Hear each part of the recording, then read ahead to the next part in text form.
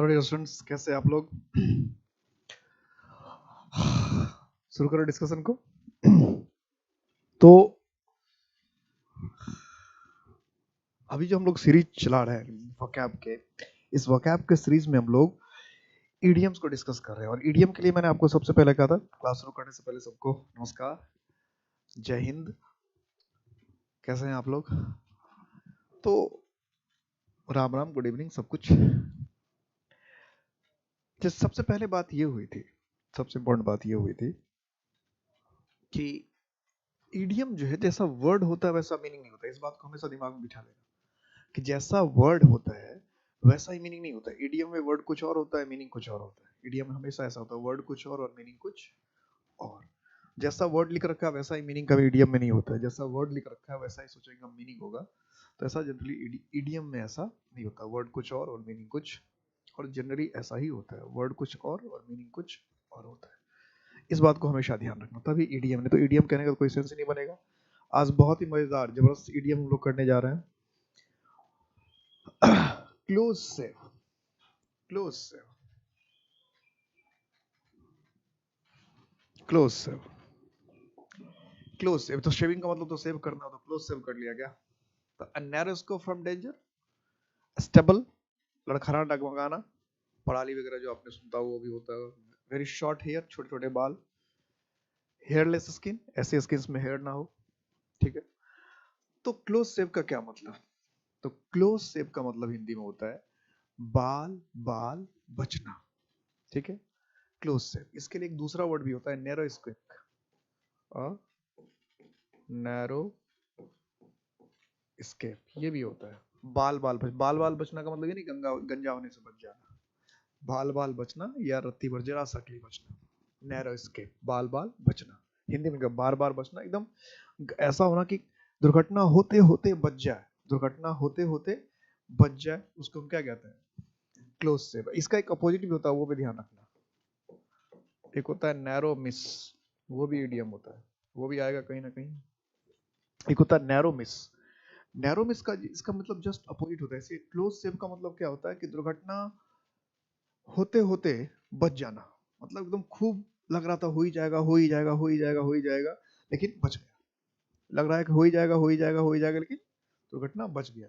इसको हम लोग कहते हैं क्लोज सेव।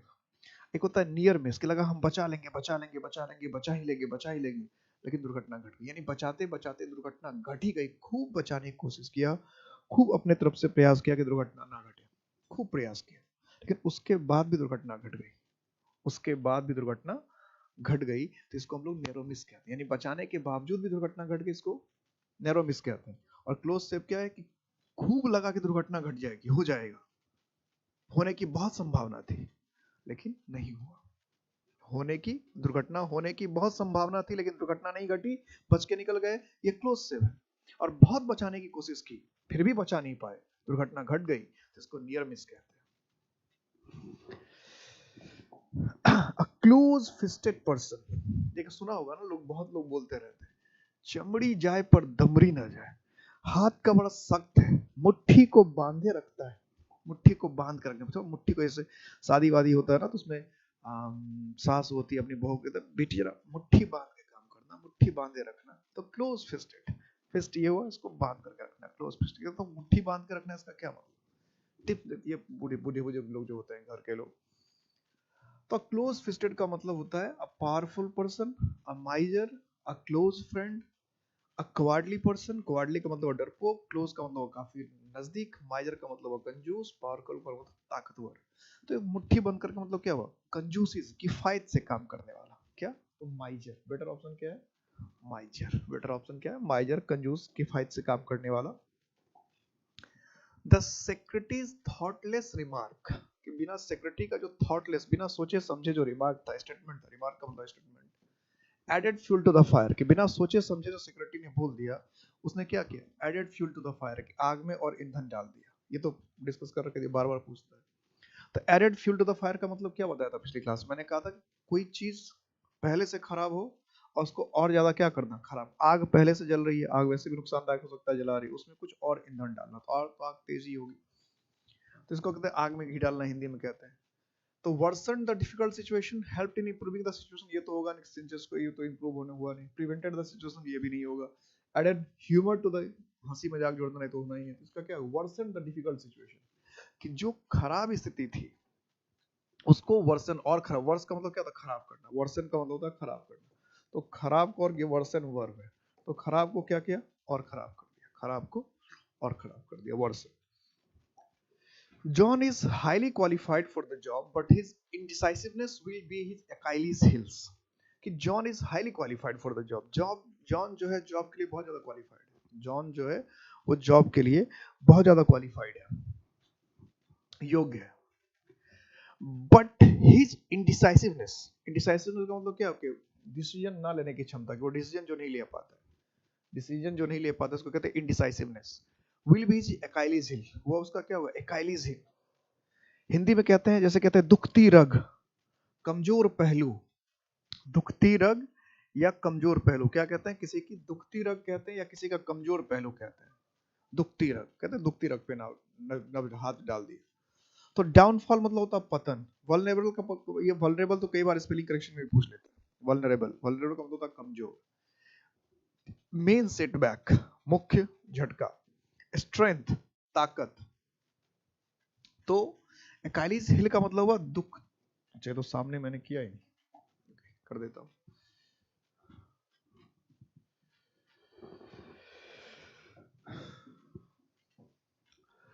तो दुखती रग, कमजोर पक्ष किसी का, तो वनरेबल का मतलब हुआ कमजोर, ठीक है, कमजोर। और पॉइंट का मतलब पक्ष, बिंदु किसी का, कमजोर बिंदु, तो वल्नेरेबल पॉइंट, कमजोर पक्ष, कमजोर पॉइंट। तो 4 का है बी, 4 का है बी।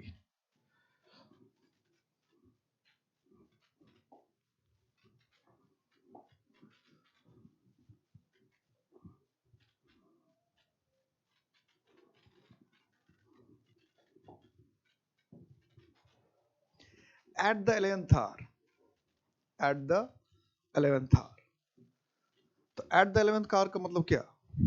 11 बजने पर, एट 11 o'clock, 11 बजने पर, एट द रॉन्ग टाइम, गलत समय पर, at the last possible moment, अंतिम पॉसिबल समय पर, संभव समय पर, at the last possible moment, at the initial moment, at the initial moment, बिल्कुल शुरू वाले समय में, at the initial moment, at एकदम शुरुआती अक्ष में। तो एट द 11th hour का मतलब होता है अंतिम समय में।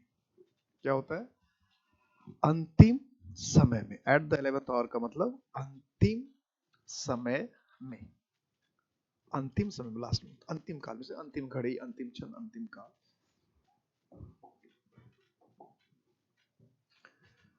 We consider the 14th of February, कि हम लोग मानते हैं 14th of February a red letter day। 14th February, red letter day, ये तो नाम सुनते ही दिल में कुछ कुछ होने लगता है। क्या होगा भाई? A day to write with red pens. अरे रेड पेन्स कहाँ, खून से लिखने वाला दिन है ये तो। A day marked in red, लाल लाल कपड़े पहन के घूमने का दिन। A day to write letters, चिट्ठी लिखने का दिन। एन इम्पोर्टेंट डे, महत्वपूर्ण दिन, एन इम्पोर्टेंट डे। तो क्या है? Red letter day means an important day, महत्वपूर्ण दिन। महत्वपूर्ण दिन क्या होगा? महत्वपूर्ण दिन, एन इम्पोर्टेंट दिन, जरूरी दिन, आवश्यक दिन, जरूरी दिन है ना, होना चाहिए। बिना इसके तो फिर जीवन में कुछ बचेगा ही नहीं। हालांकि इसके बिना जो जीवन में बचता है, जीवन वही है। लेकिन ये हमें समझ में नहीं आती है बात। ये समझ में आ गया तो महात्मा बुद्ध हो जाएंगे। ये जीवन का बहुत छोटा सा पार्ट है। ये इसके बिना जो जीवन है वो बहुत ज्यादा इंटरेस्टिंग है।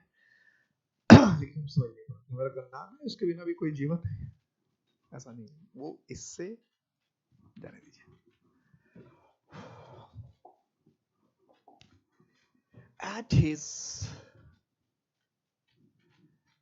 At his wit's end, he turned to his old trade. At his wit's end, अब इसका तो मीनिंग समझ में नहीं आ रहा, मुझे देखो समझ में नहीं आ रहा। He turned to his old trade, अपना पुराना जो उसका ट्रेड था, पुराना जो काम था उस पे वापस आ गया। उसका जो पुराना काम था उस पे वापस, at his wit's end he turned to his old trade, जो पुराना काम था उस पे वो वापस हो गया। क्या होगा? After careful thinking, not knowing what to do, not knowing what to do, overjoyed, बहुत ज्यादा खुश होकर, कॉन्फिडेंटली, विश्वास से, कॉन्फिडेंटली विश्वास से क्या करे? At his wits end he turn to his old trade, कि अपने पुराने व्यापार पे चला गया, पुराने ट्रेड पे चला गया, क्या करे? At his wits end he turn to his old trade, क्या करे?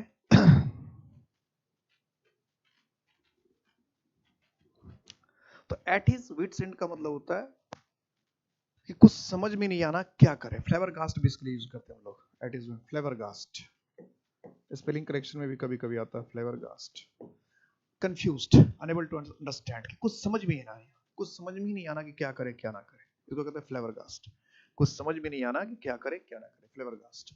That is wits end he turn to his old trade, कि मतलब जब उसको कुछ समझ में नहीं आया कि क्या करे तो अपना जो पुराना काम था, जैसे अमिताभ के साथ भी ऐसा हुआ था, अमिताभ के साथ बहुत अच्छी कहानी, अमिताभ की भी 60 साल में कोई, 60 साल में कोई अगर जीरो हो जाए, 60 साल में अगर कोई जीरो हो जाए, करोड़ों कमा के खाकपति हो जाए, घर नीलाम रखना पड़े, और उसके बाद फिर करोड़पति हो जाए 5 साल 10 साल में, क्या हिस्ट्री है अमिताभ की, गजब, मतलब हम सोच नहीं सकता कि 60 साल की उम्र में जब बेटे बहू सब, उस समय बेटा एक्टर, बहू जो मिस यूनिवर्स, और उसके बाद घर की नीलामी, घर गिरवी रखना पड़ जाए, और फिर मेहनत, जज्बा, और फिर अगले 10 साल में फिर वही रुतबा, फिर उतने ही पैसे, क्या बात है, मेहनत मेहनत मेहनत, जो हार नहीं माना और जिसको पता है कि हम कर सकते हैं, काम से कुछ होता, फिर वो अपना पुराने काम पे आया, एक्टिंग। तो जिसका जो काम है मजेदार, जिस काम में मन लगे ना, उस काम को खूब करने से, टीचिंग में मन लगता है, खूब करते हैं, अच्छा है, मजेदार है। तो आफ्टर केयरफुल थिंकिंग नहीं होगा, not knowing what to do, बी होगा, not knowing what to do, हमें कुछ समझ भी नहीं आता क्या करें क्या ना करें, तब not knowing, at wits one's wits end का मतलब हुआ कुछ समझ में नहीं आना कि क्या करें क्या ना करें, कुछ समझ में नहीं आना क्या करें क्या ना करें। The minister took a words eye view of the problem, जो मिनिस्टर है, मंत्री है, उसने वर्ड्स आई व्यू, वर्ड्स का मतलब तो चिड़िया होता है, तो क्या कि विजुअलाइज, विजुअलाइज का मतलब तो पहले से किसी चीज को देख लेना, सी विदाउट गिविंग अटेंशन, कि बिना अटेंशन, बिना ध्यान देने के देखना, विजन ऑफ अ वर्ड, अब विजन ऑफ वर्ड तो कुछ होना ही नहीं है, a general view from above, कि ऊपर से ऊपर ऐसे देख ले, तो इसका मतलब क्या, ऊपर ऊपर से देख ले। तो words eye view of the problem का मतलब क्या था, सी विदाउट गिविंग अटेंशन, कि बिना ध्यान दिए किसी चीज को देखना है, इसको कहते हैं वर्ड्स आई व्यू। एक सरसरी निगाह से देख लेना, सरसरी निगाह से देख लेना, सरसरी निगाह से देखने का मतलब क्या, कि बिना किसी बात पर ध्यान देने एक नजर देख लेना, इसको कहते हैं सरसरी निगाह से देख लेना, सरसरी निगाह से, मतलब बिना कोई ध्यान दिए देखना, ज्यादा ध्यान दिए देखना, बिना ध्यान दिए देखना।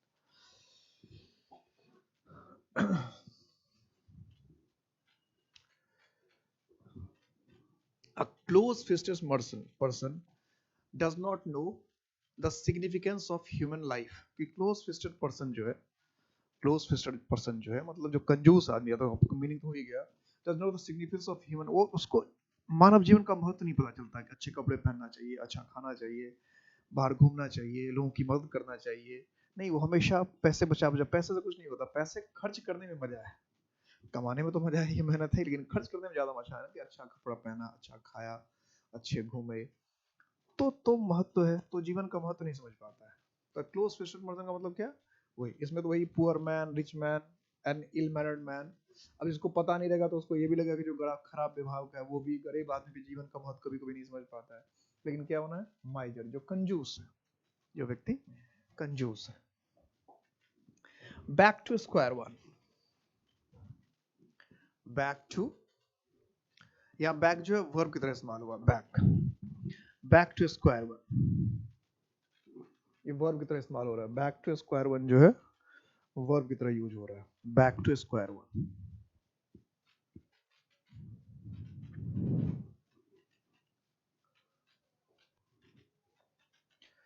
To able to count, count कर पाना, to complete a game, game को पूरा करना, टू स्टार्ट अगेन, फिर से शुरू करना, to replay a game of chess,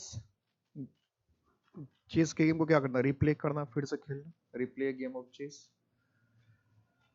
तो बैक टू स्क्वायर वन, तो बैक टू स्क्वायर का मतलब होता है फिर से शुरू करने, मतलब जहां से पहले शुरू किया था उसी जगह पे पहुंचकर किसी काम को फिर से शुरू करना, उन पुनः शुरुआत करना, या किसी काम को फिर से नए सिरे से शुरू करना, या जहां से पहले शुरू किया था फिर से वहीं से शुरू करना, जहां से शुरू किया था फिर से वहीं से शुरू करना, बैक टू स्क्वायर वन। जहां पहले छोड़ा था उसी जगह पे आके छोड़ना, या फिर से उसी जगह से शुरू करना, बैक टू स्क्वायर वन। ठीक, back to square one, back to square one. Clear है? Back to square one. तो स्टार्ट अगेन क्या हो जाएगा? स्टार्ट अगेन, फिर से शुरू करना, back to square again, start again, फिर से शुरू करना, back to square one. Next लेते हैं, he beats about the bush, he beats about the bush, beats about the bush। क्या क्या झाड़ियों को पीटता रहता है, beats about the bush, झाड़ियों को पीटता पीटता चलता रहता है। तो इसको पीटने के इस वर्ड के लिए एक अलग से अच्छा सा वर्ड और भी है, सभी मैं लिख देता हूँ क्योंकि वो कई बार स्पेलिंग करेक्शन में पूछ लेता है और ऐसे पूछ लेता है। Prevaricate, prevaricate. तो प्रीवेरिकेट का मतलब होता है घुमा फिरा कर बातें करना, घुमा फिरा मतलब सीधी तरह से कोई बात ही नहीं करता, घुमा फिरा कर बातें करते हैं। प्रीवेरिकेट, घुमा फिरा कर बातें करना, prevaricate.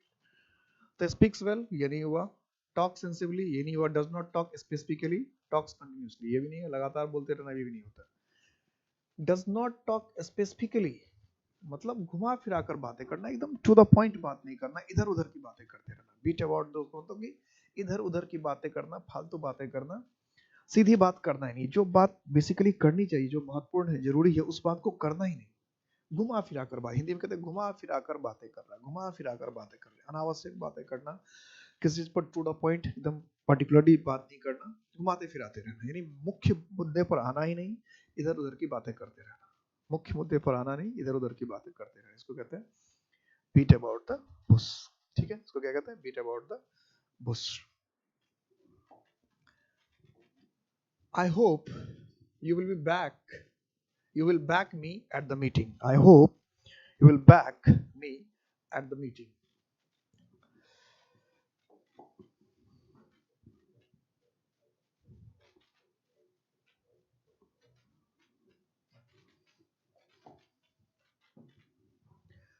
I hope you will back me at the meeting. कि मैं उम्मीद करता हूं कि तुम मुझे यहाँ जो बैक का इस्तेमाल हुआ है, यहाँ जो बैक का इस्तेमाल हुआ है, ये बैक क्या है? ये बैक क्या है? ये वर्ब है। You will back me, ये वर्ब है। तो बैक जो है ये वर्ब की तरह भी यूज होता है, ये नाउन की तरह भी यूज होता है। जब बैक का मतलब पीठ है तो नाउन है, जब बैक का मतलब सब सपोर्ट करना, समर्थन करना है तो वर्ब है। तो बैकवर्ड जो है वर्ब भी होता है, ध्यान का वर्ड वर्ब, बैक जो है वर्ब भी होता है, नाउन भी होता है, और प्रीपोजिशन भी होता है, एडवर्ब भी होता है। चार पार्ट्स ऑफ स्पीच में यूज होता है ये। तो बैक मी आपका मतलब क्या होता है? सपोर्ट करना, फॉलो करना नहीं होता है, सपोर्ट करना, समर्थन देना, क्रिटिसाइज निंदा करना, स्पीक आफ्टर आई डू ऐसा नहीं। तो क्या होगा? Support, support. बैक का मतलब सपोर्ट कर, back me at the meeting मतलब मेरा सपोर्ट करेगा, समर्थन करेगा, सपोर्ट करेगा। Beside the mark, his observations were beside the mark, his observations were beside the mark। observations का मतलब क्या है? निरीक्षण। तो उसके जो निरीक्षण थे beside the mark। अब beside the mark का मतलब क्या है? criticized मतलब निंदा करना, valid मान्य, excellent बेहतरीन। तो beside the mark का मतलब था away from the target, लक्ष्य से दूर, away from the target। क्या होता है? away from the target, away from the target, लक्ष्य से दूर, भटका हुआ, you can say भटका हुआ, जो अपने मुख्य ठिकाने पर ना हो, जो ठिकाने पर ना हो, जो लक्ष्य से भटका हुआ, टारगेट से दूर हो, तो उसको कहते हैं beside the point. Beside the point को फिर इररिलेवेंट, इररिलेवेंट का मतलब क्या? असंगत, जो तर्क संगत ना हो, जैसा होना चाहिए वैसा ना हो, उसको कहते हैं इररिलेवेंट। क्या कहते हैं उसको? Irrelevant. Russell Peters really brought the house down with his spectacular performance at the club yesterday. Russell Peters really brought the house down, क्या क्या घर को ही गिरा दिया। विद इज स्पेक्टिकुलर, स्पेक्टिकुलर का मतलब क्या है, शानदार, बेहतरीन परफॉर्मेंस, कारनामा, काम। एट द क्लब, क्लब में यस्टरडे, कल। तो क्या उसने पूरे के पूरे बिल्डिंग को ढा दिया, गिरा दिया। तो brought the house down, brought the house down, इसका मतलब है घर को गिरा देना। ऐसा तो मीनिंग हो ही नहीं सकता है। तो पुल डाउन अ बिल्डिंग, ये तो गया, ये तो हो ही नहीं सकता है। तो अब बिल, अब हाउस है तो बिल भी आ सकता है उसमें, तो यूनानिमसली एक मत से बिल पास कर दिया। अब मीनिंग तो ये भी हो सकता था, डिफेम्ड अ फैमिली, ये भी लग रहा है कि बिल्डिंग गिरा दिया तो परिवार को बदनाम कर दिया। लेकिन होता क्या है, amuse the audience greatly, amuse the audience greatly, कि जो ऑडियंस है उसको बहुत बहुत खुश करना, बहुत प्रसन्न करना, जो श्रोता हो, जो दर्शक हो, उसको बहुत ज्यादा खुश करना, उसको बहुत ज्यादा प्रसन्न करना, ये कहलाता है, ये कहलाता है आपको brought the house down, brought the house down. अपने ऑडियंस को बहुत अच्छे से, बहुत ढंग से प्रभावित करना, मतलब खुश करना, सबको बहुत शानदार प्रदर्शन करना, सबको खुश कर देना। ब्राउट द हाउस डाउन का मतलब सबको खुश कर देना, सबको प्रसन्न कर देना, सबको खूब मजे देना, सबको खूब प्रसन्न करना, सबको आनंदित करना, खूब अच्छे आनंद करना। He broke off in the middle of the story, कि जो कहानी कह रहा था उसके बीच में broke off कर गया, broke off कर गया, इसका मतलब क्या, fainted, क्या बेहोश हो गया, suddenly stopped, अचानक रुक गया, divided his narrative, कि जो बोल रहा था उसको अलग अलग पार्ट में बांटा, took time off, थोड़ा सा समय लिया, रुक गया। तो broke off, ब्रेक ऑफ का जो मीनिंग होता है, ये ब्रेक ऑफ से बना है, फ्रेजल वर्ब है break off, break off basically phrasal verb है, इडियम नहीं है। ब्रेक ऑफ जो है ये फ्रेजल वर्ब है, इसको इडियम नहीं समझना, ये फ्रेजल वर्ब। हालांकि लोग फ्रेजल वर्ब को भी इडियम समझ लेते हैं, इडियम को भी फ्रेजल वर्ब समझ लेते हैं, एक साथ याद कर। फिर तो कभी कभी ऐसा भी कह देंगे कि ये फ्रेजल वर्ब नहीं आता, जब फ्रेजल वर्ब को इडियम समझ रहे हैं, ऐसा भी होता है कभी कभी, कई बार ऐसा हो जाता है, ध्यान रखना इस बात। तो ये फ्रेजल वर्ब है, इडियम नहीं है, ठीक है। ब्रेक ऑफ, तो ब्रेक ऑफ का मतलब होता है, एक तो हुआ क्या हुआ, अचानक रुक जाना, ब्रेक ऑफ का मतलब क्या है, अचानक रुक जाना, ठीक है, अचानक रुक जाना। और दूसरा होता है किसी से टूटकर अलग हो जाना, अचानक रुक जाना या किसी से टूटकर अलग होना, या किसी रिश्ते को खत्म, दो तीन मीनिंग होते हैं ब्रेक ऑफ के। रिश्ते खत्म कर लेना, किसी चीज से टूटकर अलग हो जाना, किसी चीज से टूटकर अलग हो जाना, या अचानक रुक जाना। तो क्या हो गया, सडनली स्टॉप्ड, अचानक, एब्रप्टली, सडनली, अचानक से रुक जाना, अचानक से रुक जाना, अचानक से रुक जाना। I can finish the work by myself, कि मैं खुद से ये काम कर सकता हूँ। But she always tries to be a back seat driver, मैं तो अपना काम खुद से कर सकता हूँ, मैं तो अपना काम खुद से कर लेता हूँ। बट लेकिन वो सी ऑलवेज ट्राई, वो हमेशा कोशिश करती to be a back seat driver. तो ये सबसे इंपॉर्टेंट चीज होता है कि दुनिया में, लाइफ में देखिएगा कि हर व्यक्ति जो कि काम नहीं कर रहा होता है, हर व्यक्ति जो काम नहीं कर रहा होता है, वो सजेशन देने का काम तो कर ही रहा होता है। यानी अगर मैं काम कर रहा हूं तो मुझे सजेशन देने वालों की कमी नहीं होगी, काम मैं कर रहा हूं, जो मुझे सिर्फ देख रहे हैं वो बहुत सजेशन देंगे मुझे। आप भी कभी ऐसे ही करते हैं, सामने वाला अगर काम कर रहा हो तो आप सजेशन जरूर देते हैं। सचिन को कैसे बैटिंग करना चाहिए, बॉलिंग करना चाहिए, आप जरूर बता देंगे। विराट कोहली को क्या करना चाहिए, वो आप जरूर बता देंगे। विराट कोहली को नहीं पता है, आपको पता है, हमें पता है कि विराट कोहली को क्या करना है। यही होता है, यही दुनिया का नियम है। तो इस तरह से जो हम किसी को कुछ सलाह देते हैं तो उसको कहते हैं बैक सीट ड्राइवर, यानी ड्राइवर तो ड्राइव कर ही रहा है, पीछे की सीट पर बैठ कर ड्राइव वो करने की कोशिश, हेड स्टीयरिंग किसी के और के हाथ में, और ड्राइव करने की कोशिश कोई और कर रहा है, पीछे से सलाह दे रहा है क्या करना चाहिए। तो पर्सन हु मिस जजेज अदर्स, जो दूसरे के विषय में गलत जज कर लेता है, यानी गलत आकलन कर लेता है।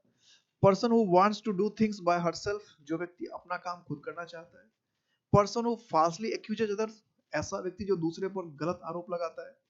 Person who gives unwanted advice, कि ऐसा व्यक्ति जो अनवांटेड एडवाइस देता है। अनवांटेड एडवाइस का मतलब कि हम चाह नहीं रहे हो और सलाह दे रहा है, बिना मांगे सलाह देने वाला, unwanted advice. Back seat driver का मतलब होगा बिना मांगे सलाह देने, पीछे की सीट पर बैठ के ड्राइव करने की कोशिश करना, कि ड्राइव कोई और कर रहा है, चला कोई और रहा है, और सलाह जो है उसको हम दे रहे हैं, इसको कहते हैं बैक सीट ड्राइवर। ठीक, बिना मांगे सलाह देते रहना, बिना मांगे किसी को बताते रहना। अनवांटेड, बिना मांगे बिना चाहे सलाह देने वाला।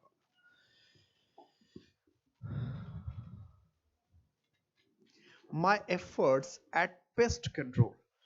पेस्ट का मतलब क्या होता है, जो छोटे छोटे जीव जंतु होते हैं, कीट वगैरह, तो पेस्ट, तो जितना प्रयास किया एट पेस्ट कंट्रोल, पेस्ट को, कीटों वगैरह को कम करने के लिए, went in when. In when जो है ये अपने आप में भी इडियम है, इन वेन भी इडियम है। इन वेन का मतलब होता है बेकारी, कई बार यही पूछता है इन वेन। इन वेन का मतलब होता है यूजलेस, ये भी इडियम है। I have to go back to the drawing board. जबकि बेकार हो गया इसका प्रयास, तो आई हैव टू गो, मुझे जाना पड़ा back to the drawing board, back to the drawing board, back to the drawing board, कि मुझे वापस जाना पड़ा, back to the drawing board. तो back to the drawing board कहने का यहाँ क्या मतलब होगा, क्या कहना चाह रहा है, कोई कह रहा back to the drawing board, तो क्या कहना चाह रहा है, plan it all over again, इसको फिर से दोबारा प्लान करना, टेक प्रोफेशनल हेल्प, जो प्रोफेशनल लोग हैं उनकी मदद लेना, spend some time researching abroad, कि बाहर में जाके, विदेश में जाके कुछ टाइम तक रिसर्च करना पड़ा, वर्क एट नाइट, रात में काम कर रहे थे। तो बैक, ये जो बैक भी है, यहाँ भी जो बैक है जो वर्ब की तरह इस्तेमाल हो रहा है, back to the drawing board.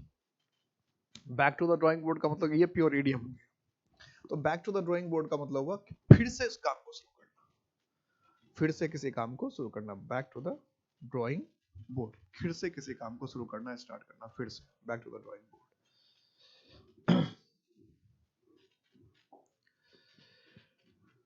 You find a black sheep in every community, community चाहे कोई भी हो, ग्रुप चाहे कोई भी हो, हर कम्युनिटी में, हर ग्रुप में आपको ब्लैक शिप, ब्लैक शिप का मतलब क्या, काली भेड़। तो हर कम्युनिटी में, हर ग्रुप में आपको क्या, एक ब्लैक शिप मिल जाना, हर कम्युनिटी में, हर ग्रुप में आपको एक ब्लैक शिप मिल जाना है।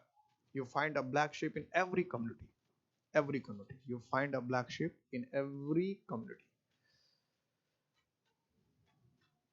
तो one who does not cooperate, जो कॉपरेट नहीं करता, person with bad reputation, person जिसका रेपुटेशन बहुत खराब हो, one who lives the life of shame, जिसको बहुत शर्मिंदगी की लाइफ जी रहा हो, one who is always doing wrong, जो हमेशा गलत करता हो। तो ब्लैक शिप का मतलब क्या कहते हैं, ब्लैक शिप का मतलब होता है बहुत कुल कलंक, इसे हिंदी में कहते हैं कुल कलंक, इसे हिंदी में बहुत बारे भयंकर भयंकर शब्द है, कुल कलंक, कुलांगार, कुलक्षणा, उल्टा, पता नहीं कितने कितने वर्ड्स होते हैं ब्लैक शिप, यानी जो अपने पूरे परिवार को बदनाम कर दे उसको कहते हैं ब्लैक शिप, जो कुल के नाम पे कलंक हो, अपने कुल, अपने परिवार, अपने समूह, कुल का मतलब उसका परिवार, समूह, तो जो अपने परिवार, अपने समूह के नाम पे कलंक हो उसको कहते हैं ब्लैक शिप, या जिसने अपने परिवार, अपने समूह को बदनाम कर दिया हो उसको कहते हैं ब्लैक शिप। तो क्या होगा, तो one who is always doing wrong ये नहीं है, वन हु लिव्स, जो शर्म की जिंदगी जीता है वो भी नहीं है, a person with a bad reputation, जिसका रेपुटेशन क्या हो, बहुत खराब हो, जिसकी प्रतिष्ठा बहुत धूमिल हो, खराब हो, वो हुआ, जिसने कलंकित कर रखा हो अपने आप को, अपने परिवार को, अपने समूह को, उस कहते हैं ब्लैक शिप। नेक्स्ट है you have been trying to solve this puzzle, कि आप इस पजल को, इस पहेली को, पजल का मतलब क्या, पहेली को, आप इस पजल को सॉल्व करने की कोशिश कर रहे हैं फॉर अ लॉन्ग टाइम, काफी लंबे समय से, बी केयरफुल, आप इतने सावधान हो, सो दैट यू अवॉइड, ताकि आप बच सके, barking up the wrong tree, कि जब हम किसी काम को बहुत लंबे समय से प्रयास करते हैं करने का, तो हो सकता है कि हम गलत डायरेक्शन में प्रयास कर रहे हो सकता है हम फ्रस्ट्रेट हो जाए, हो सकता है हम दुखी हो जाए, हम हो सकता है पगला जाए, कुछ भी हो सकता है। तो bark up the wrong tree का मतलब क्या, trying to find something at a wrong place, किसी चीज को गलत जगह पे ढूंढने का प्रयास करना, कीप वर्किंग कंस्टेंटली, ये तो शुरू में कह ही दिया, तो इसमें कोई, ये तो बात होने का कोई सेंस ही नहीं है, क्योंकि ये फिर से चर्चा कर रखी है शुरू में, ये तो हुआ ही नहीं। क्लाइंबिंग द रॉन्ग ट्री, ऐसा तो कोई मतलब बन ही नहीं सकता, ऐसा वर्ड है वैसा मीनिंग निकाले, ऐसा कुछ हो नहीं सकता है। Trying to solve the problems, ये तो कर ही रहे, ट्राइंग तो लिख रखा है, ये तो है ही नहीं, तो फिर बचा क्या, to trying to find something at a wrong place, किसी जो है मतलब है कहीं और कोशिश कर रहे कहीं और, इसको कहते हैं bark up the wrong tree, कि कोई चीज है कहीं और उसको तलाश कहीं रहे हो, यानी मिलेगा कहीं और प्रयास कर रहे हैं कहीं और, तो गलत जगह पे प्रयास करना, इसको कहते हैं bark up the wrong tree. क्या कहते हैं उसको, bark up the wrong tree, गलत जगह पे प्रयास करना, गलत जगह पे प्रयास करना, ये कहलाता है bark up the wrong tree, गलत जगह पे, गलत तरीके से, गलत जगह पे प्रयास करना, ठीक है, मतलब मुद्दा कहीं और है, अब प्रयास कहीं और कर रहे हैं, तो ये है bark up the wrong tree. क्या है ये, bark up the wrong tree, गलत जगह पे प्रयास करना, जहां प्रयास करना चाहिए वहां नहीं, बल्कि उससे अलग कहीं प्रयास करना, ठीक है। जहां प्रयास करना चाहिए वहां नहीं, बल्कि उससे डिफरेंट किसी और अलग जगह पे प्रयास करना क्या कहलाता है? Park up the wrong tree.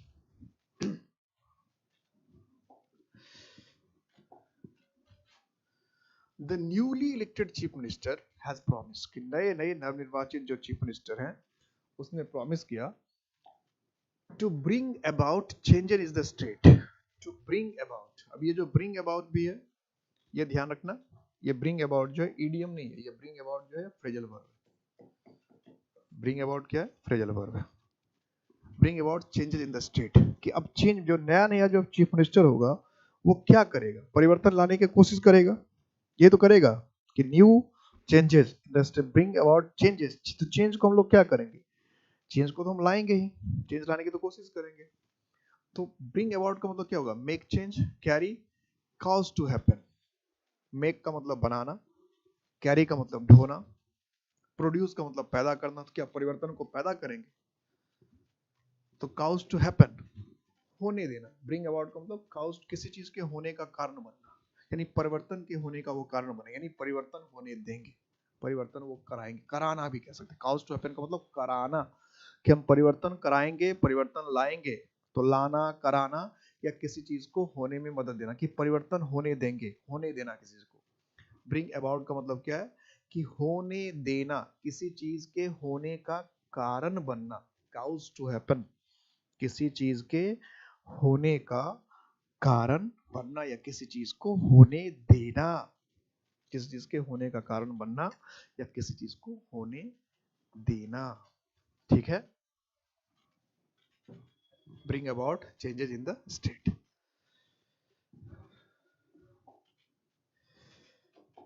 He was the prospective champion. He was the prospective champion, but in the competition he was beaten hollow. He was the prospective, prospective का मतलब क्या? संभावित होने वाला, would be, संभावित, जिसके चांसेस थे होने के, यानी वो संभावित चैंपियन था, वो चैंपियन हो सकता था। जैसे भारत मान ली इस बार वर्ल्ड कप खेलने गया तो चैंपियन की तरह हम देख रहे थे। बट इन द कॉम्पिटिशन, लेकिन जब कॉम्पिटिशन शुरू हुआ, he was beaten hollow, he was beaten hollow, ये इडियम है। बीटन डिसऑनेस्टली, बेईमानी से उसको हरा दिया गया। बीट का मतलब यहाँ डिफीट, हराना। Beaten but retain the glory, कि हरा लेकिन इज्जत बचा के रखा। जैसे इंडिया हारा लेकिन इज्जत बचा के रखा, कि बाद में सबसे अच्छा रन रेट होने के बाद से बात भी हार गया अलग बात है, लेकिन जब रन रेट की बारी है तो जितने भी पहुंचे उस सीरीज में खेल रहे थे मैच, सबसे अच्छा रन रेट, सबसे अच्छा टॉप पे। न्यूजीलैंड पाकिस्तान सबसे बेहतर था। लेकिन इससे क्या होने वाला? मेन तो मैच पॉइंट है, रन रेट कुछ भी हो, लेकिन थोड़ा सा प्रतिष्ठा तो बचा रखा ना, कहीं तो बढ़िया था। Beaten by the slander margin, slander का मतलब बहुत हल्का, बहुत कम, कि हल्के मार्जिन का मतलब क्या? फासले से, फासला, हल्का मार्जिन, हल्का फासला से, हल्के हाशिए से बच गया। या बीटन कॉम्प्रिहेंसिवली, तो बीटन हॉलो का मतलब होता है बहुत आसानी से और बड़े अंतर से हरा देना। बीटन हॉलो का मतलब बहुत आसानी से भी और बहुत बड़े अंतर से भी हरा देना। जैसे कि मान ली भारत ने नामीबिया को हरा दिया, या अफगानिस्तान को हरा दिया, या फिर कोई और कंट्री था उसे हरा दिया, स्कॉटलैंड था, तो आसानी से भी हरा दिया और बड़े मार्जिन से भी हरा दिया। तो किसी को आसानी से और बहुत बड़े अंतर से हराना कहते हैं बीटन हॉलो। आसानी से भी हराना और बहुत बड़े मार्जिन से भी हराना, ये कहलाता है बीटन हॉलो। आसानी से भी हरा देना और बहुत अंतर, जैसे अभी तीनों मैच जो आपने देखा होगा वर्ल्ड कप का, जो देखा T20 का। कैरी आउट, कैरी आउट भी जो है ये इडियम नहीं है, ये फ्रेजल वर्ब है। कैरी आउट भी इडियम नहीं है, ये फ्रेजल वर्ब है। Phrasal verb. कैरी आउट का मतलब होता है अंजाम तक लाना, किसी को पूरा करना। तो टेक इन, कंप्लीट समथिंग, कंटिन्यू जारी रखना। ब्रिंग मतलब लाना, अंजाम तक लाना। ठीक है? कंप्लीट समथिंग, पूरा करना, अंजाम तक लाना कहते हैं, अंजाम तक पहुंचाना, अंजाम तक पहुंचाना, अंजाम तक पहुंचाना। या मूर्त रूप देना, क्या कहते हैं हिंदी में लोग, ये भी होते हैं, मूर्त रूप देना, किसी चीज को मूर्त रूप देना, अंजाम तक लाना, पहुंचाना, मूर्त रूप देना। ठीक है?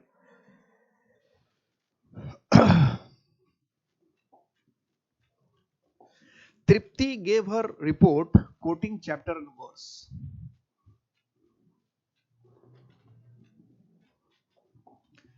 तृप्ति gave her report quoting chapter and verse. Tripti ने अपना रिपोर्ट दिया quoting chapter and verse, chapter and verse.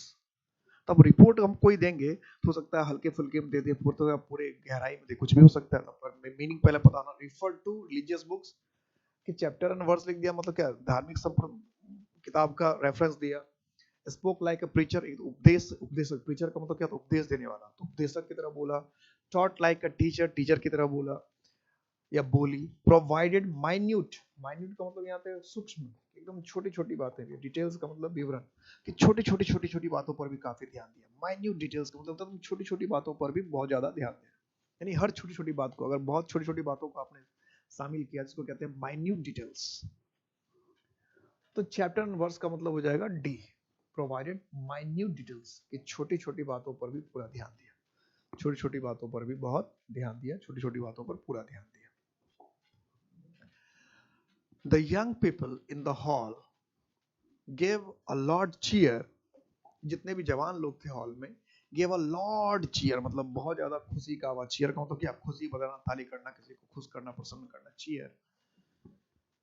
To the older, जो बूढ़े लोग थे वो, people who were cutting the rug, कि जो बूढ़े लोग थे जो who were cutting, जो रग काट रहे थे क्या, wearing trendy clothes, जो एकदम फैशनेबल कपड़े पहन रहे थे। डांसिंग वाइगरसली, पूरे जोश से, जब थे बूढ़े लेकिन पूरे जोश से नाच रहे थे। कटिंग द कारपेट, जो कारपेट को काट रहे थे धीरे धीरे धीरे धीरे, ऐसा होगा क्या। सिटिंग कामली, जो चुपचाप बैठे थे, तो जो चुपचाप बैठे थे उनको, उनकी तारीफ करना, बूढ़े लोग और तारीफ तो कुछ बात बने। तो cut the rug, cut the rug का मतलब था पूरे उत्साह से, पूरे जोश से। वाइगरस, वाइगरस का मतलब ताकत, विगरस भी कहते हैं, विगर विगर भी कहते हैं इसको, विगरसली, कि काफी ताकत से, काफी उत्साह से, काफी जोश से नाचना। काफी उत्साह से, काफी जोश से, काफी ताकत से नाचना, इसको क्या कहते हैं, डांस विगोरसली। काफी ताकत से, काफी जोश से नाचना, तो dance vigorously.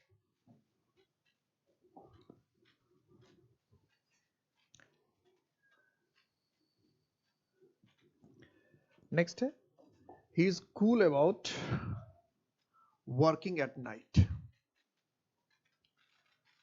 Cool about, cool about जो है ये भी फ्रेजल वर्ब है। कूल अबाउट ये भी फ्रेजल वर्ब है, कूल अबाउट।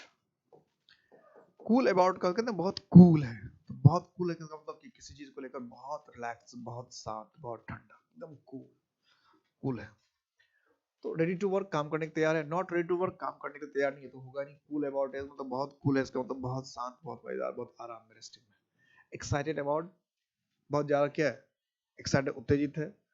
ग्रजिंगली वर्किंग, ग्रजिंग का मतलब शिकायत करते हुए, ग्रज का मतलब होता है शिकायत करना, तो ग्रजिंगली मतलब शिकायत करते हुए, तो ये भी नहीं हुआ। अब इसमें दो बातें हैं, तो एक्साइटेड अबाउट वर्किंग, किसी काम को लेकर बहुत उत्तेजित, तो कूल में तो ज्यादा एक्साइटेड नहीं होता है। कूल का मतलब उसको किसी को कोई प्रॉब्लम नहीं है, तो रेडी टू वर्क, काम करने को, ये ज्यादा एक्साइटेड होता है, सारी कूल अबाउट। कूल अबाउट का मतलब होता है आराम से, रिलैक्स होकर, यानी किसी चीज में शिकायत नहीं करना, आराम से, मजे से तैयार रहना काम को। तो किसी चीज को कूल है करने के, इसका मतलब आप रेडी उस काम को तैयार, कि आपको उसकी शिकायत या उसमें कमी आपको नजर नहीं आ रही, तो ये होना चाहिए। कुछ लोग इसमें एक्साइटेड समझ लेते हैं, लेकिन एक्साइटेड नहीं होता। एक्साइटेड का मतलब होता है एकदम एकदम आपको बहुत उत्तेजित हो रहे हैं, मजा आ रहा है, नहीं ऐसा नहीं कि आप चाह रहे हैं कि आपको रात में एक काम मिले, ऐसा नहीं। जैसे कोई हमें कभी भी काम दे, हमको काम करने में मजा आ रहा है, हम तो ये है कूल अबाउट। कि नहीं हमें रात में चाह रहे हैं, रात में काम मिल जाता, हमें जाए, तो वो अलग, वो एक्साइटेड होता है। कूल अबाउट का मतलब भाई हम रिलैक्स है, हमें कभी भी काम दे दो, हम मजे से कर देंगे, हमें कोई प्रॉब्लम नहीं। ये है कूल अबाउट। और एक्साइटेड का मतलब कि हमारा, हम जैसा काम चाह रहे हैं वैसा काम उस तरह से हमें मिल रहा है, तब हम लोग एक्साइटेड हो जाते हैं। ठीक है, तब हम लोग एक्साइटेड होते हैं। इम्पैक्ट आपके साथ हमेशा है, रहेगा। शब्दों पर ध्यान दीजिएगा, क्योंकि बार बार रिपीट होता है, तो ध्यान से, अच्छे से, मन से कीजिए सारे इडियम्स को।